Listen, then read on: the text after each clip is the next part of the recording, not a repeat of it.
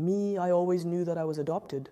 I never felt like I learned it because precisely, I think my parents told me. I understood and became aware of it, especially at school when they came to pick me up at school and my parents were white and me black.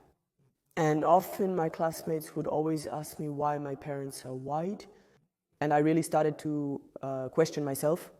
The questions I started to ask myself were really why I'm hurting, why sometimes I'm sad, who am I, why me, why was I adopted? And by the way, it was a bit of a painful time for me, I think.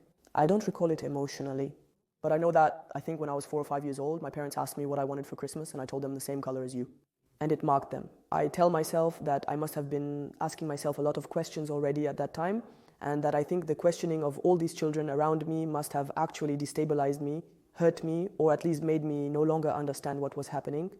Whereas since I was born, I had the impression of being in my place. And suddenly they were pointing out to me that it was strange that I was in that place in my family. When I started primary school, an incident occurred that made me realize I was in pain. My mother works part-time as a performer. She is a costume designer who was filming Asterix Obelix Mission Cleopatra in Morocco. And so she was leaving for 4 months. And for me, it was my first day of first grade. I experienced anxiety attacks every morning during that period. I couldn't go into the school because I wanted my mother to be there. I think I understood that she had gone to work, but I was mostly afraid that she wouldn't come back. As a result, I was deeply lost. With hindsight now, I realize that I have a lot, and still today, a lot of anxiety, anguish at the idea of particularly losing my mother. And in fact, it was the first time I had this feeling in a violent way. For me, especially the word abandonment, it came later. At first, what I was saying was that I was adopted. It wasn't I was adopted, so I was abandoned. So for a certain period of my childhood, I was just an adopted child. And it's after that it started to become pain and hatred. So by putting the word abandonment right away, who abandoned me? My mother.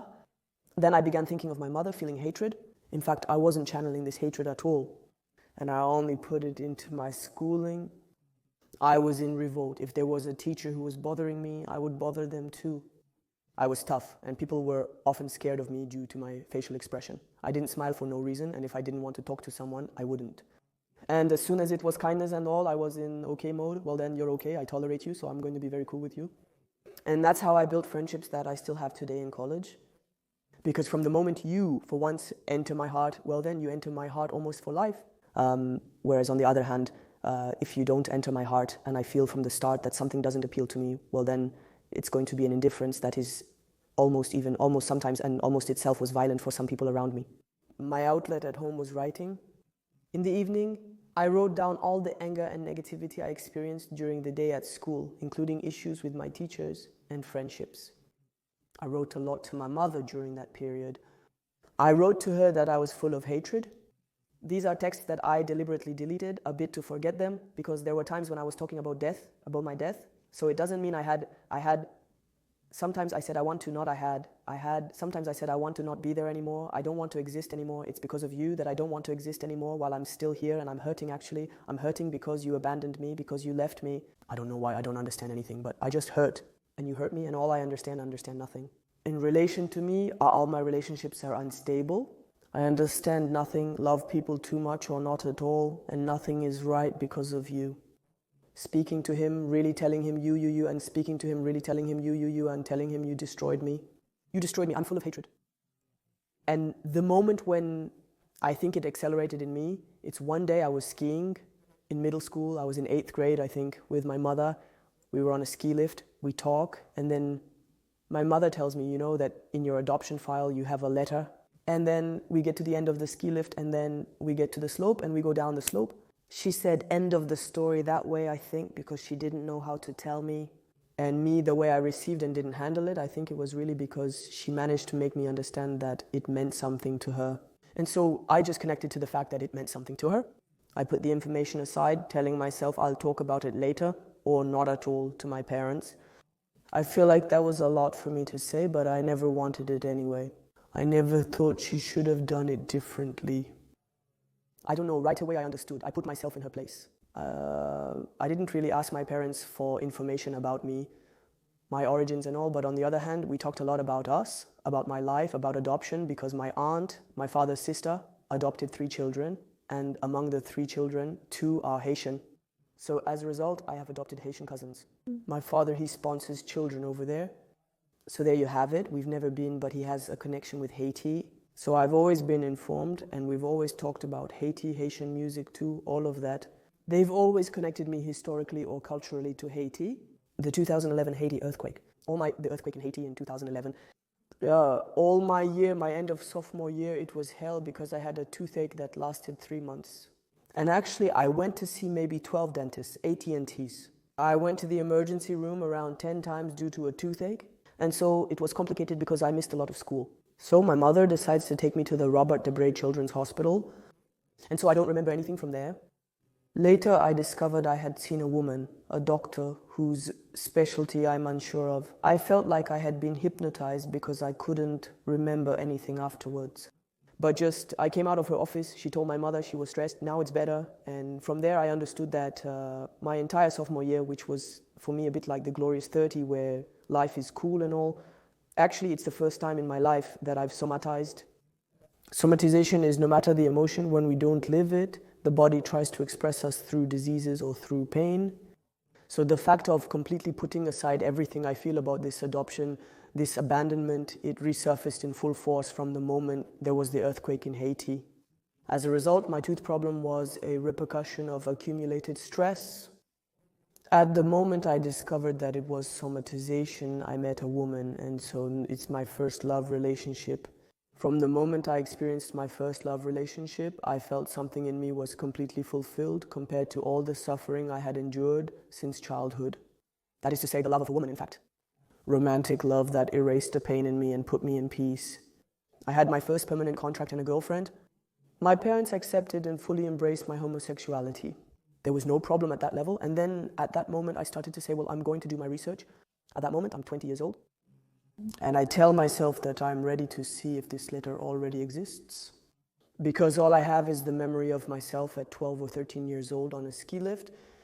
But I don't even know. I tell myself that it's the time to understand the thing that hurts me the most at the moment when I feel better. I'm ready, and now I have the strength to face this thing. In fact, what I did in order is that I tried to find a way to find this letter. After discovering how to obtain the letter, I discussed it with them. So actually, I started taking steps before talking to them about it. I informed them about the letter as soon as I learned of its existence and my ability to retrieve it. That I didn't want to hurt them, and that fundamentally it's not even something that belongs to them. They received it very well. They told me that if they needed anything, they would be there. And there was no moment where they made me feel. They might have felt emotions, but they didn't express them. Then comes the day when I get this letter. So there was a psychologist, and so I sit in front of her, and so she gives me a lot of papers at the beginning, which are just administrative paperwork, the adoptee, the adopter. And so then she tells me there is a report that your mother left you. I'm going to read it to you. And basically at the beginning she tells me I'm going to read it to you because she tells me you're going to learn a lot of things, and we're used to doing this, and I think it's better if we read it together actually. I accompany you. We do a reading together like this when you need a break. If you need to discuss what you're reading, we can pause. There was really a psychological aspect to this because it would be too violent to give the file to someone. And I found it cool. I didn't know it all. I didn't expect that at all. I thought of it at all. I am overexcited inside me. I have it at all. I am overexcited inside me. I can't wait. And at the same time, I don't know. It was so strong that I don't feel like I took the time to realize what was happening at the moment, to live in the present moment. I was just in mode there, the information that there are a lot of things. The information that there are a lot of things. So there, let's go. I need to know. It's a report that my biological mother wrote a few months after abandoning me. And in fact, I think it was in an associative context where she was asking for help. And so the person who received it suggested she write her story and that I could have this report that she wrote. So she's not addressing me. She's talking about herself in the third person. So the report begins when my biological mother is 17 years old. And in fact, at her 17 years old, it was in the 90s. So in Haiti, there was a coup d'etat, a dictator who had taken power, a civil war in the country, people who are completely under the grip of the dictatorship, people who are against it. In fact, my biological grandparents were against it at the time. They are farmers and they are against this coup d'etat and this dictatorship. And apparently they claim it. So my mother, she is 17 years old and she has an older brother. Quickly in the report, we understand that my grandparents' revolt was known. In fact, my mother and her brother witnessed the execution of my grandparents. In fact, her brother, traumatized by this event, left for the country. So from there, she never talks about her brother again. And she says, so I went to Paris. So she doesn't tell at all how she managed to go to Paris. She doesn't mention her trip whatsoever. Just, she says, I went to Paris. And so there, she says that she applied for political asylum as a minor, that she didn't get it. And as a result, she lived on the street. She tried to get by and everything, but it was impossible because she had no job, no papers. Time passes, and she reveals meeting a Haitian man who also immigrated to France, sharing a similar story to her own. She specifies that this man is not a lover, but rather he is somewhat her companion in hardship, and as a result, they are together. And so she has a first pregnancy where she has a miscarriage. And then she says that she has a second pregnancy. In fact, it's me. From the moment she became pregnant, she continued trying to get political asylum. She was still always on the street, always struggling. Nothing was ever positive then. She says she got help in the final months of her pregnancy, because normally, being a pregnant woman on the street, it's complicated. She gave birth, she couldn't keep me, and I was born under 10. And at the end of the report, she says that my father went to the United States. And there you have it. There are many times when I cry. And really what I felt throughout this letter is understanding. Like my hatred, it disappeared, but almost physically, you see. I saw my hatred go away. Remarkably, I discovered my letter at 20, the same age my mother was when she had me. And so I really felt like I was reflecting on my own life while envisioning hers that she shared with me and that I discovered during our conversation, and the end that I was learning there. And a lot of stuff was happening. But above all, it was like I was thinking back to the hatred I had felt towards her. I reflected on all the texts I've written. I was thinking back to all the suffering I had stored inside me towards her, and it faded away. I was soothed. Already, it made me understand a lot of things. Even, for example, I believe in genetic memory.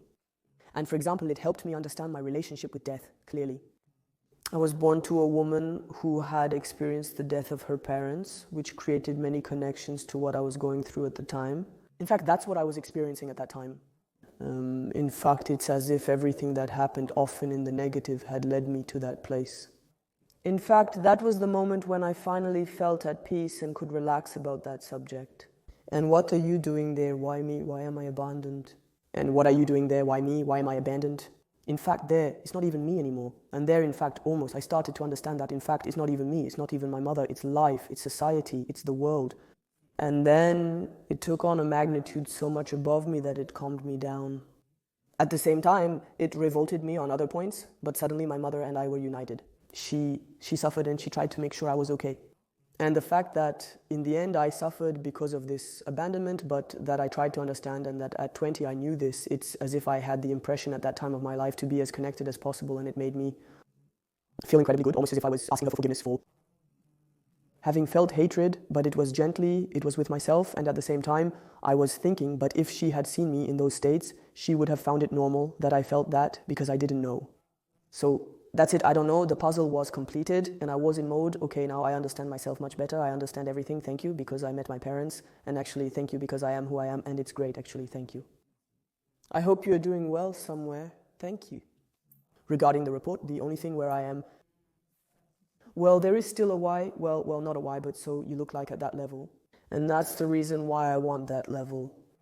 And that's the reason why I want to find her, or at least look for her. The lady who gave me my file said that if I wanted to find my mother, she would help me, and it would be at the same place. But she also advised me to take the time. And at the beginning, afterwards, when I picked myself up a bit from all of this, and I started to really feel a lot of love for my mother, I was in mode now, the next step, I'm going to find her.